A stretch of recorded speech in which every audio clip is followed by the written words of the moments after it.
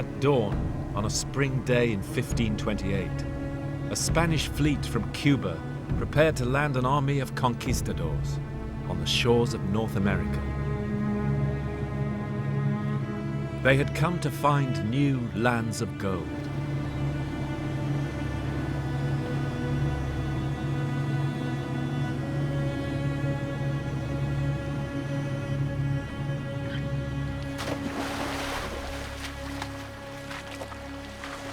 Thursday, the 14th of April, 1528, when they came ashore. The beginning of the most disastrous of all the expeditions of the conquistadors, and yet one of the great epic stories in the history of the Americas.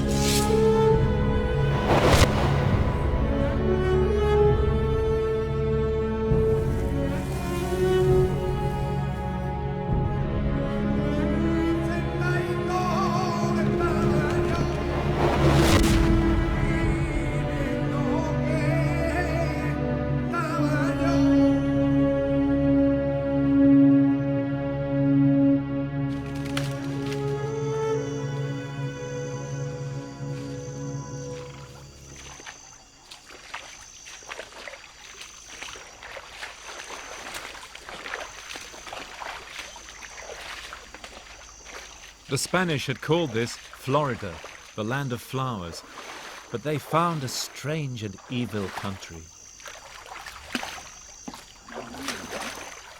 That summer, over 300 conquistadors struggled through these swamps. Their leader, Panfilo de Narvaez, was arrogant and incompetent. They had no interpreters. Their food supplies ran out. And worse, they were picked off by hostile tribes.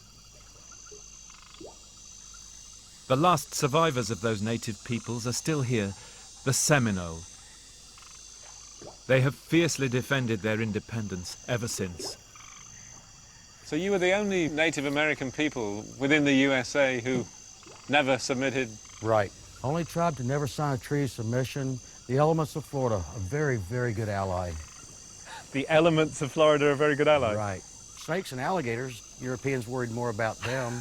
Again, these people had no knowledge of Florida.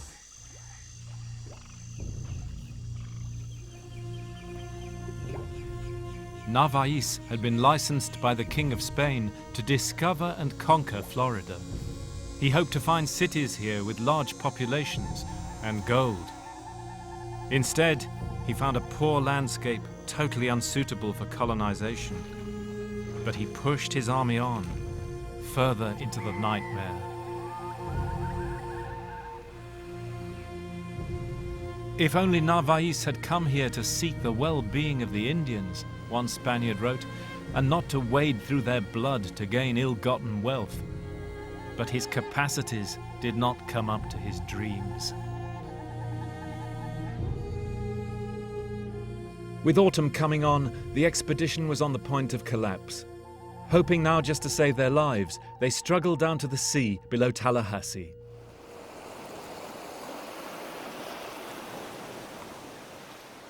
But there was no sign of their ships. The fleet had given them up for dead. They're starving, disillusioned. And Narvaez weighs up the situation. He thinks that the Spanish settlements in Mexico are only a few leagues down that coast. In fact, they're 1,000 miles. So he decides to build boats to escape. And on the 22nd of September, nearly 300 survivors set sail in 5 barges.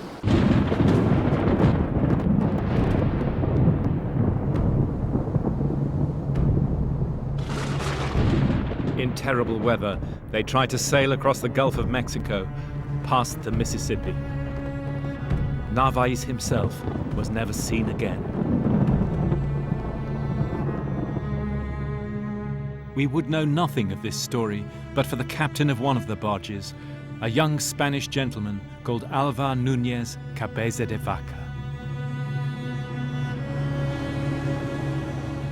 Cabeza de Vaca wrote a remarkable account of his adventures, and with it we set out to follow him across the Gulf of Mexico to find out which way wind and tide might have taken him that autumn. And if he was coming out of this part of Florida, you can see the green arrows indicate the current and the speed here. And as you see, it gets pretty swift right along the Mississippi Delta. The arrows showing the predominant direction. That's the predominant direction of the current. Occasionally, though, you have a lot of fronts that will come through, push the wind offshore, and those tend to be very strong winds that will push offshore and build up great seas. But the predominant wind is from the southeast. Oh, that's very interesting, because when they pass the Mississippi mouth, they get caught up in a storm coming from the north that blows them right out to sea and nearly drowns them, in fact. Right. They mentioned that.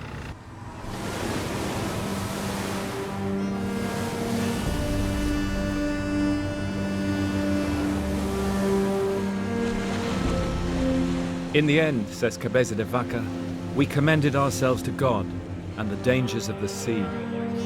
And there was not a man among us who did not think that death was certain. None of us had any idea of navigation. For 6 weeks we were lost, eating rotten maize, drinking seawater, which drove some men mad. I was at the helm that night. I had prepared to die.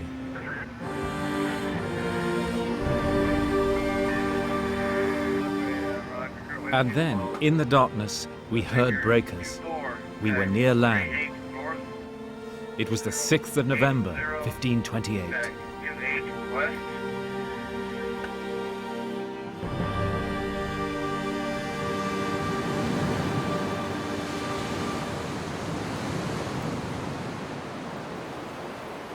At dawn, they came inshore. But the boat capsized in the surf. Too weak to swim, some of the men were drowned. They found themselves on a wind-swept shore, unseen before by white men. Galveston Island, Texas.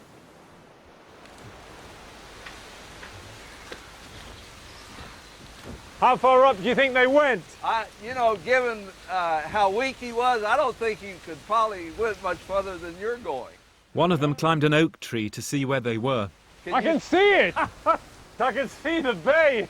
Yeah. I think they guessed the island was about half a league wide, maybe a mile and a half or so. That would be about right, would it? At the widest point. Yeah. And then they could actually, on a good clear day like today, see the mainland across the bay. And you recognize that you're on an island. But the island was inhabited by Caranqua Indians. They were hunter-gatherers, and they only came here during the fall. They usually left at the end of February and the beginning of March in the spring, and would return to the mainland. Yeah. And but this was their kind of, you might call their winter residence, like the New Yorkers go to Florida. We had expected to be sacrificed, says Cabeza de Vaca. But when the Indians saw our misery, they sat down with us and began to weep too. Those uncivilized, savage men were sorry for us, and they shared what little food they had. You look at all these great expeditions of the conquistadors and the terrible events that happened through the New World, Cortez and Pizarro and everything else, and here is a story where the man begins here on this spot to become the other, doesn't he? Exactly. And it's the Indians who give him the first clue to this transformation, isn't it? They cry for him, and he realizes the common humanity. Don't you think? They saw people destitute, in pain. They were moved by compassion to help them and aid them in the process. And so they saved Cabeza de Vaca to their own detriment. They were exterminated. They were exterminated. Yeah. The Caranquas began to die of European diseases that same winter. They vanished for good in the course of the 18th century. But they kept Cabeza de Vaca alive with the food of the island. That's razor sharp. So there's a great oyster bed running all the way down this little inlet, isn't there? Yes, and there are places out here where they're Oysters are several miles, and during low tide, they're exposed, and that's probably at the time when they harvest them. I don't know how many people they were trying to feed, but I wouldn't starve. The expedition had been scattered to the winds. The men from another barge were slaughtered by Indians up the coast. One group reduced to eating their dead shipmates. But Cabeza de Vaca survived on oysters and roots. This plant, this is a cattail, and this is probably what he was speaking of when he said that he was breaking those nuts off to eat. Oh, tastes like a nut. Extraordinary. It was easy pickings. They could just walk out and pick it up. And there are acres and acres of oysters that are exposed at low tide. But of the 300 men who left Florida, only 4 would survive. Please do not walk or stand in front of any vehicle while the vessel is approaching the landing. The Caranquas were nomadic. In the spring, they crossed over to the mainland, and they took Cabeza de Vaca with them. They had thought him a superior man, but with no skills, he was an extra mouth to feed, and he became their slave. He was brutally treated, but they kept him alive. After 5 or 6 years of that life, Cabeza de Vaca decided he'd had enough. It was time to escape. Not out to sea, but into the interior.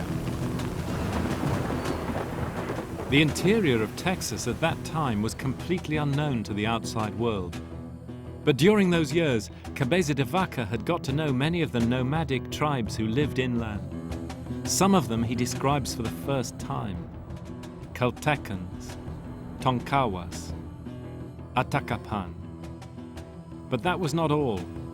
He had also discovered that one of the coastal tribes had sheltered 3 other survivors of the shipwreck who were still alive. They met up and made their break for freedom.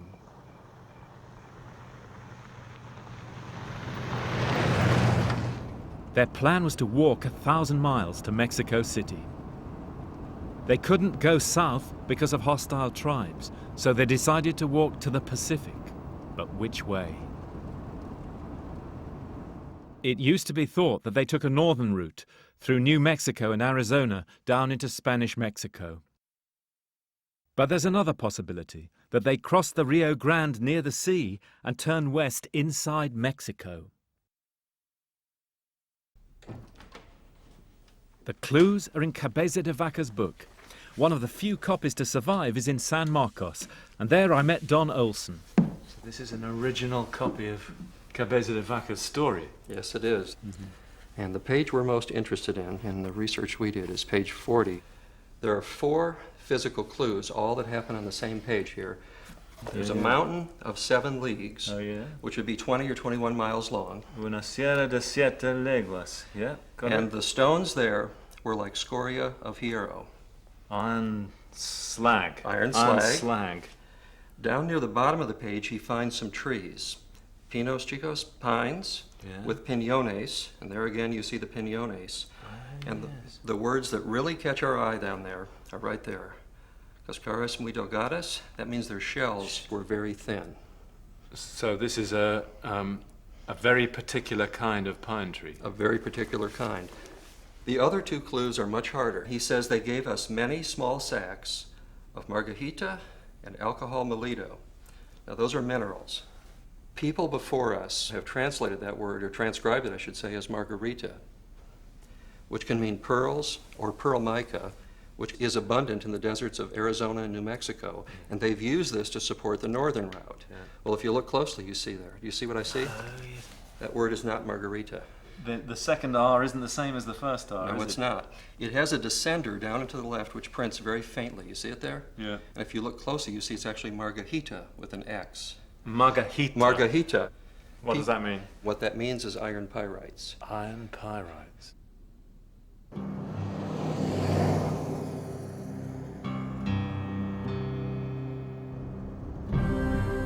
So the Spaniards walked into a land rich in minerals. To follow them, we crossed the Rio Grande. and entered the desolate landscape of northern Mexico.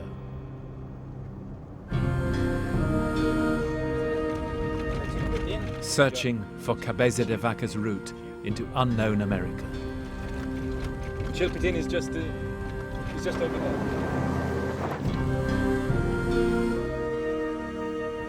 Atravesamos una sierra de 7 leguas. We marched along a mountain range 7 leagues long.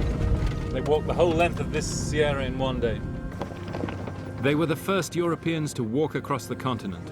They give us the first account of the people here. But it's never been traced on the ground. Maybe we can ask them about the pine trees. Do you want to roll your window down? Buenas tardes! Much of his story is still misunderstood because we don't know for sure what route he took. We're looking for the piñones with very, very thin shells.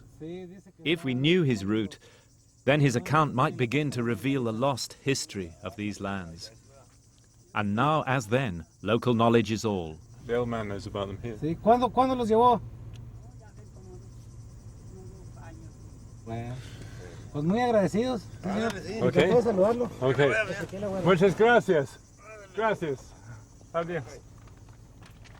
Bye bye. Hasta luego, sí, señor. Gracias. Sí, señor. Goodbye. Sí, señor. Gracias. So the old man, the old man knew about them? Yeah. Fantastic. Great.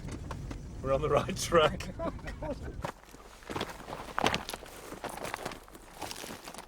The old herder had sent us on to a dried-up riverbed. And there were the pine trees. So this is one of them? Yeah. Great. It's amazing to think the paper shell piñon was only identified by science in 1979.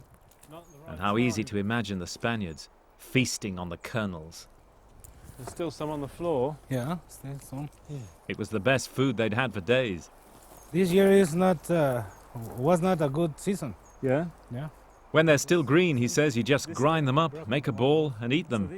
If they're dry, eat them with the shells too. Oh. You see how thin it is. That's what Cabeza de Vaca is talking about. That's what the Indians here used as food, along with the nopal cacti that we passed on the way.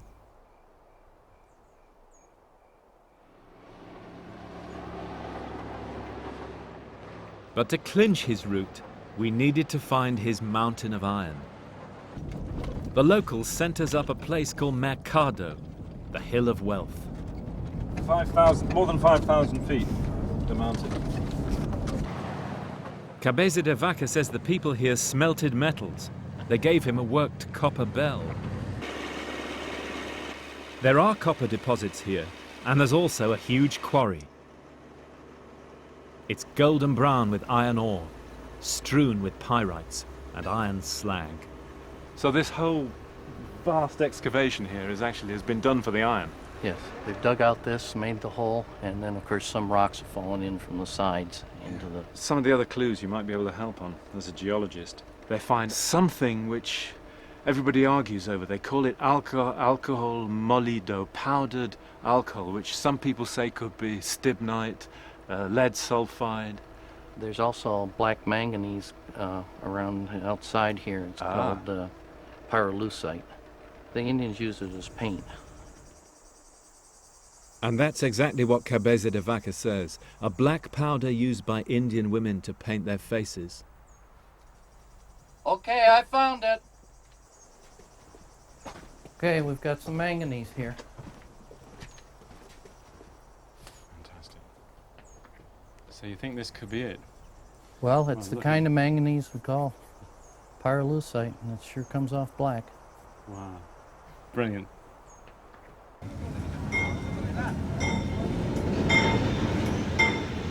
I left Monclova feeling sure Cabeza de Vaca had come this way. He wasn't moving through the nomadic peoples of central Texas. He was among the settled communities here in North Mexico. People who lived in houses, worked metals, and had long-distance trade. The ancestors of today's people.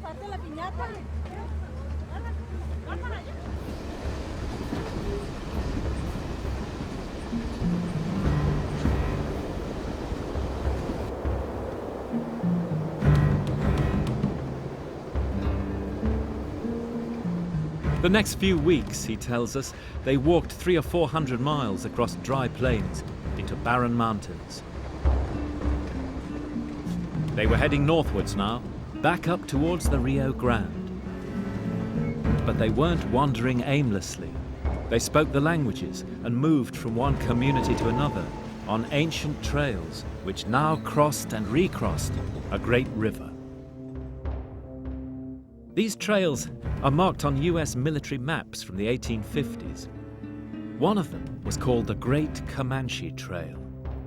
Going back down into Mexico, it met the Rio Grande at the Grand Indian Crossing.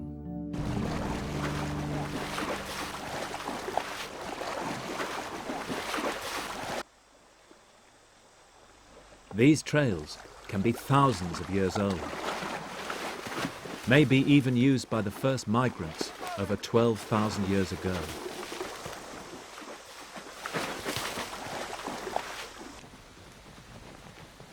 We took an expert guide with us, Linda Walker, and Texan archaeologist Bob Maloof.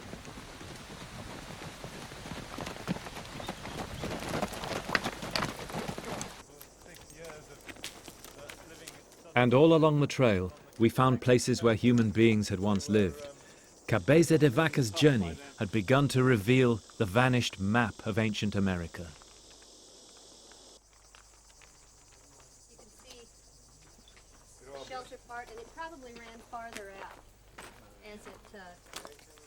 This is one of the better pictograph sites that we come up to. You can see that they're all over this panel. Oh, those are beautiful pictographs. Those late prehistoric pictographs. What's late prehistoric then? 500 AD to as late as 1550. We're about Cabeza de Vaca's time. Oh, really? We could still make out the finger marks of the artists. What are they depicting down? This looks like something with legs, doesn't it? They're difficult or impossible as a rule to interpret accurately, although a lot of people try. So could any of these be religious in significance? We can probably assume that they practice certain kinds of shamanistic religion, certainly with healers and this sort of thing. This was the kind of religion that Cabeza de Vaca and his friends encountered along this yes. route. Yeah. And they thought Cabeza de Vaca was a shaman. I mean, they went to him to heal, to become healed, and they would go to him just like people would go to a medical doctor today, and it's possible that could have saved their lives. Yeah. What's the lifestyle of these people? Well, they're Hard. There wouldn't have been great hospitality at the table in the evening. Yeah, we have hard archaeological evidence for the fact that they actually were eating just about anything they could get their hands on.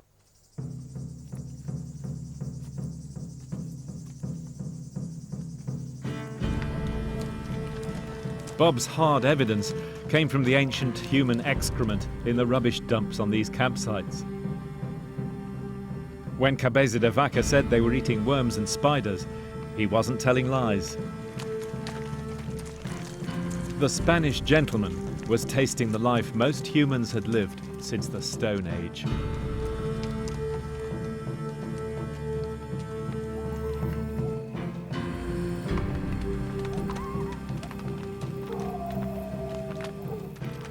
That night, we found a campsite overlooking the desert. On the great prehistoric route into Central America.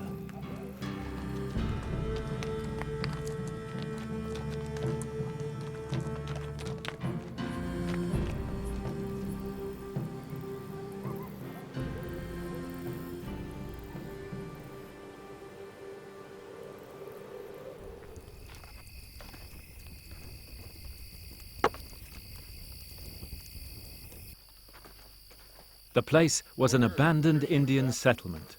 We found grinding holes, just as Cabeza de Vaca describes. These are probably from 2000, 3000 BC to as late as 500 AD. See, they're kind of tapered. They're smooth, tapered. And, so you have a wooden pounder and pound the seeds or whatever you use inside. Seeds, mesquite beans, things like that. They would grind up in these and powder them to make meal. Yeah. Wonderful. These are good examples. Wonderful. Cabeza de Vaca says these holes were used to grind mesquite beans to make the hallucinogens for the Indian ceremonies. Get the stones red hot. He also describes the way they cooked food, Look at that. boiling the water with hot stones from the fire. That is hot. I've never seen that done. There it goes. Oh, wow. So they do this because they don't have ceramics, they don't have metal, they can't put a pot on the fire to Well, heat water. they didn't probably because they moved about frequently, and pottery is not very conducive to a lot of movement in this country, especially because it's so rocky and it's easily broken. So where are the tea bags? English, Come on. English breakfast or Earl Grey? You know, you guys are supposed to be the experts on this, Michael. As Cabeza de Vaca said, how diverse and strange are human beings and their ways.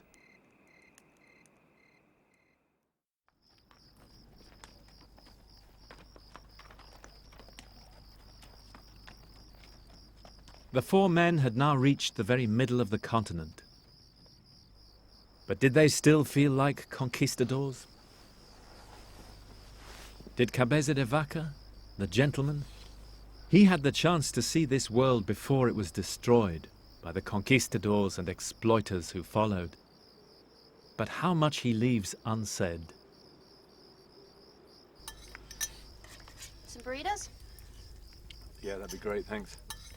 One thing that I keep wondering about as we're travelling on this, you know, in the footsteps of Cabeza de Vaca, is that he's away for 7 or 8 years. You've got some? Great.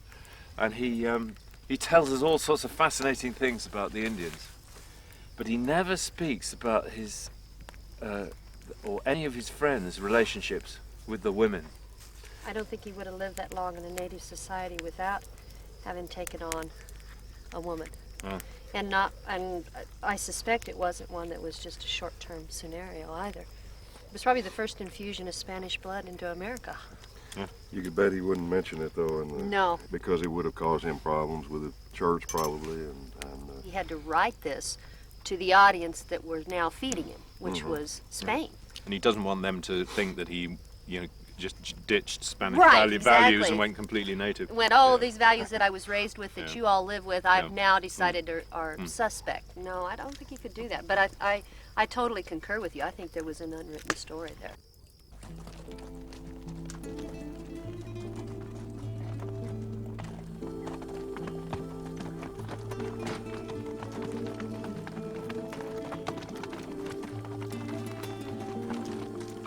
And so they continued, following the sun, across the ridges of the Sierra Madre.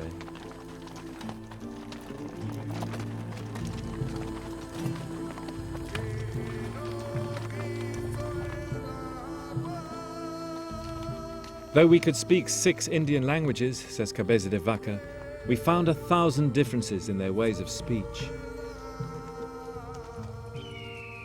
But we were always understood and kept our authority with the Indians, though still naked, shedding our skin twice a year like snakes. This is a tinaja. This would hold water year-round. It can be anywhere as deep as 10 feet or as shallow as 1.5 feet, but there's always water there. And it's good water. Good water.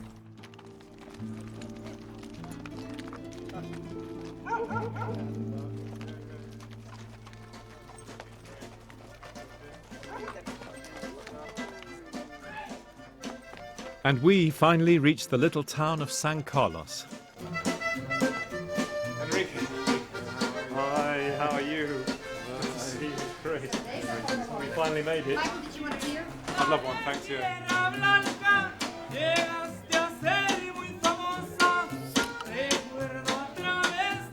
Good drill. Yep. You know what? It was sure fun.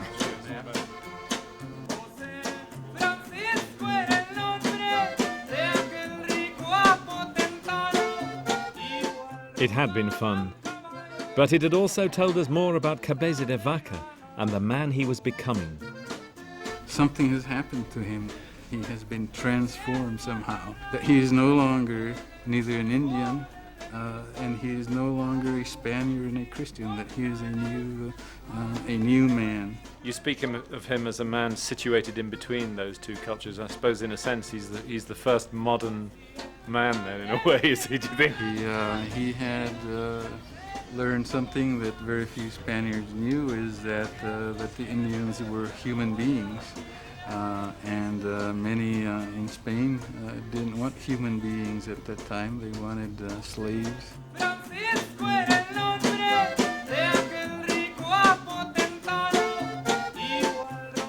Everywhere on their journey now, they were treated as people with powers, people who could heal. To we modern people, this is the least believable part of his story. And even in his day, he was accused of fantasizing, and worse, claiming supernatural powers.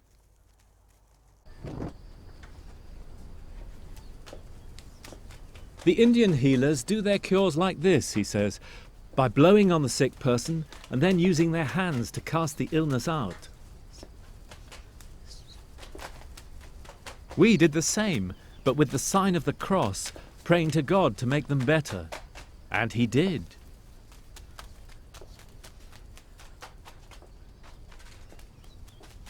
Él es el Sagrado Corazón de Jesús. This is the Sacred Heart of Jesus. He appears to me when I cure the sick. Donde yo ponía mis pies para curar yo a las personas. Me faltó decir esto. Oh, and this is my protection against the evil spirits who could harm me. Que a veces también pueden llegar hacia mí. Absolutely wonderful mixture of Christian symbols, and yet the way of working with them is much more traditional and Mexican. It touches back to what was the religion of the whole of the Americas in ancient times, the sort of shamanistic religion.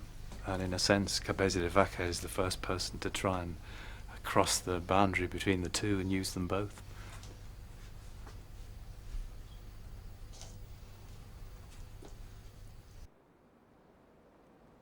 It pleased God to give them health, says Cabeza de Vaca, as a 16th century man would. In the future, he wrote to the King of Spain, these lands will be brought to the true faith. And though my story may be difficult to believe, I assure your Majesty it is the truth.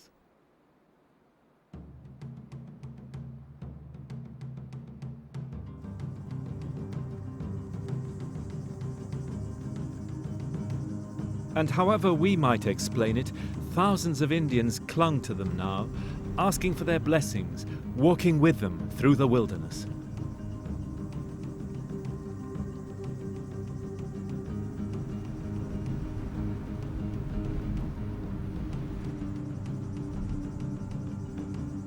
The natives were astonished that Cabeza de Vaca and his friends could walk for a whole day without needing food. But by then, says Cabeza de Vaca, we were so inured to suffering that we felt no fatigue.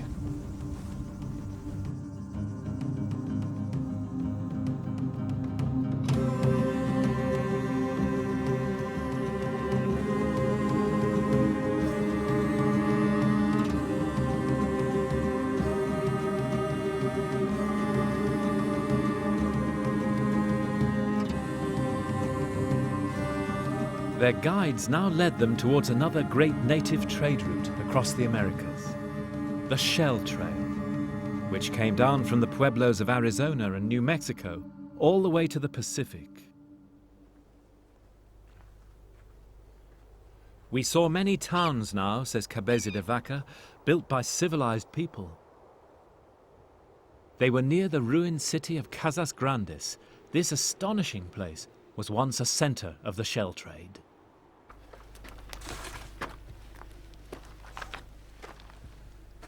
The archaeologists found 1.5 tons of shells in these warehouses. Shells for grinding up, for use as decoration on the face of the walls. Shells for personal adornment, necklaces, bracelets. Shells like the pink spondylus, which was used for religious rituals all the way along the Pacific coast down to South America. This place was abandoned a century before Cabeza de Vaca's day. but the commerce and the trade routes on which it was carried still continued.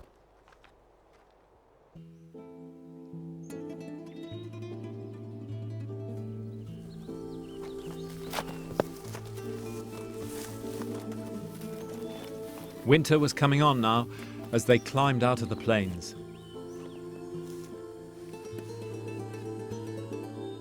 Their last hurdle, the immense fissured landscape around Copper Canyon.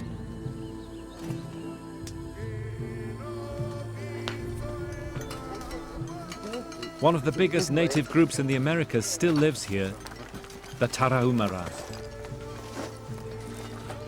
The people here are the most open and intelligent folk I met, says Cabeza de Vaca.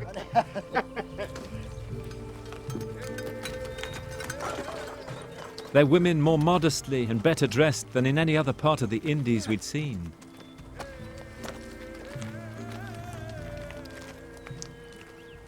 The Tarahumara are descendants of the peoples who once spread all over the high plains of northern Mexico.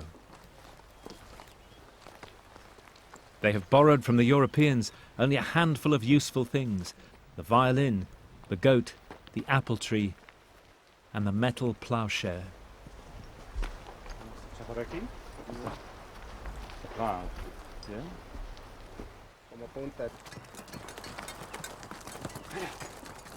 There are no roads through their lands. You still have to go on foot. They call themselves the people who walk straight, and they mean in their hearts as well as with their feet.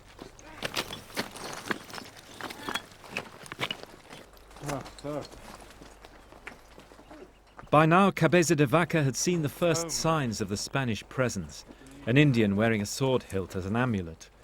His world was not far off. This is where we'll be sleeping tonight.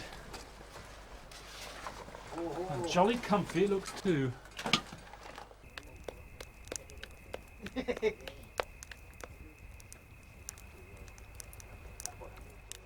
He knew now he must leave the Indian world. But however much he wanted to, he also knew that what he was leaving behind had true worth.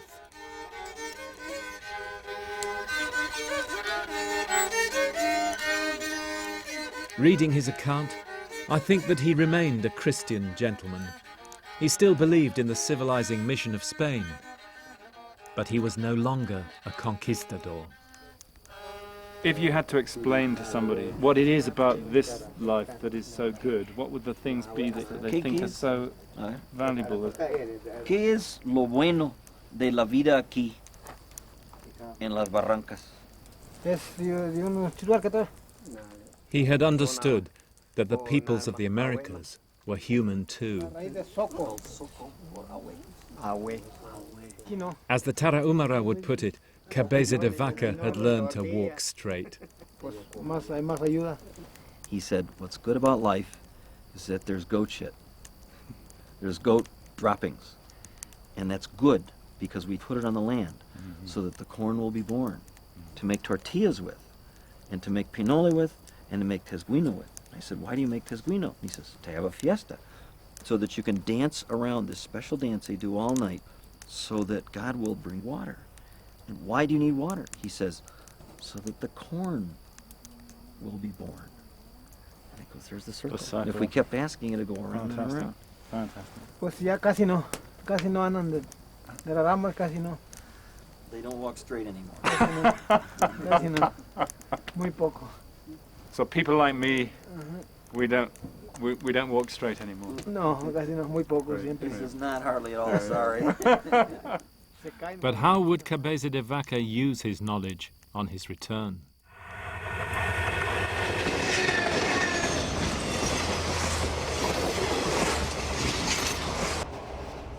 The odyssey of Cabeza de Vaca was drawing to its close.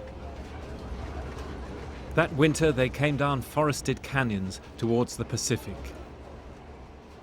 After more than 2,000 miles, he was about to re-enter the world he'd once known.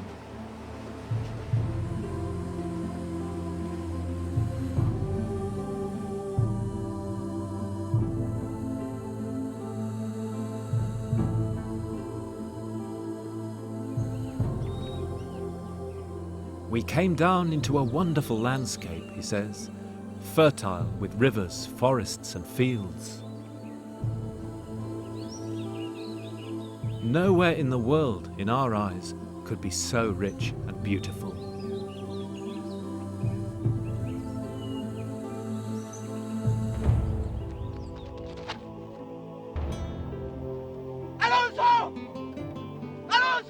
Cabeza de Vaca ran into Spanish slave hunters. It's a moment which has been portrayed in novels and films.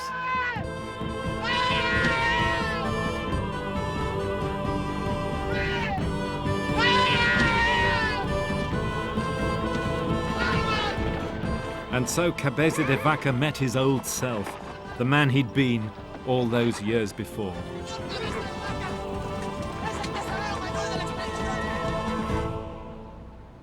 They threatened to enslave his Indian companions and to kill him, but he stood his ground and forced them to let him and his Indians go.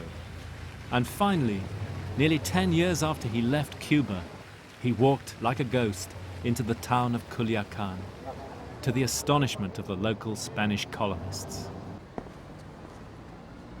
They had been the first people to walk across the continent. They'd seen things no outsider had ever seen. But there's no happy ending to his story. When he got back to Spain, he argued for benevolent rule in the Americas. But he was ruined by his enemies, and he died a pauper.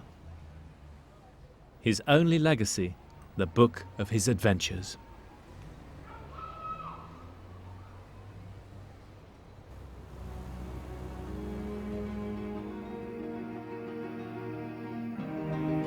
While he'd been lost, the world had changed as never before. The Conquistadores had carried their swords from Florida to Chile.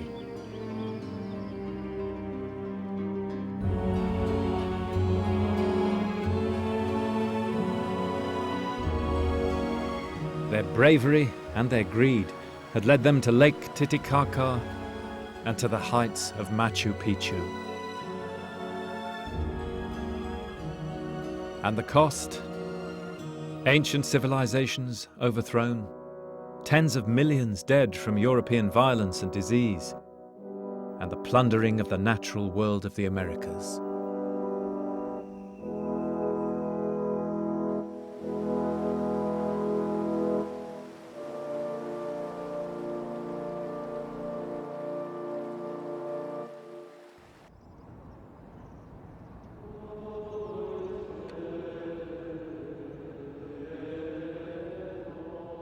Back in Spain, these events woke the conscience of the age, and people now began to question the justice of conquest.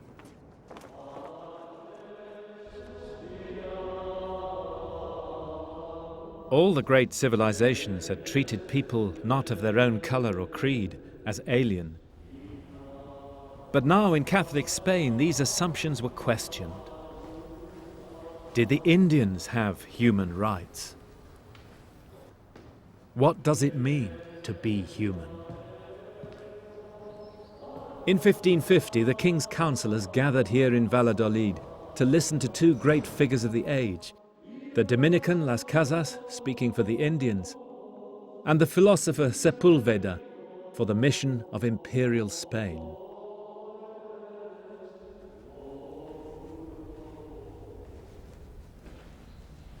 This is where the debate was held.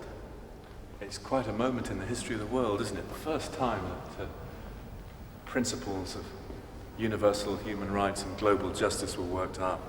It took place here. Sepulveda concluded by saying this, that human beings are not equal, that some are superior to others, and that the inhabitants of the New World were natural slaves because they were barbarous and inhumane. How can it be doubted that they have been justly conquered by our most humane nation, which excels in every kind of virtue? Las Casas spoke second. Staggered in an enormous pile of documentation, 40 years of research. King's councillors' jaws must have dropped. must have thought he was going to talk for days, and he did. He talked for 5 days. And the nub of his argument was this, that the conquests in the New World were wrong and had to be stopped, that the only way was peaceful conversion through love and kindness. There's no nation on earth, he said, no matter how savage, cannot attain humane civilization.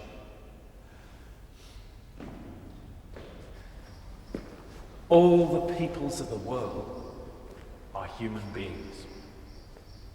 And the definition of a human being is that we are all rational things. We share the same faculties, will, and capacities and understanding.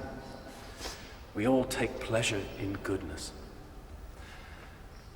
The war against the natives of the New World is wrong, because it is unjust to wage war against our fellow humans. And all the peoples of the world are human.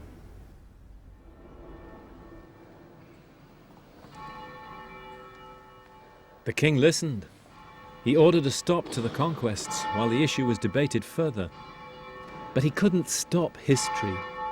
On the ground, the conquests continued, driven as ever by the lust for gold.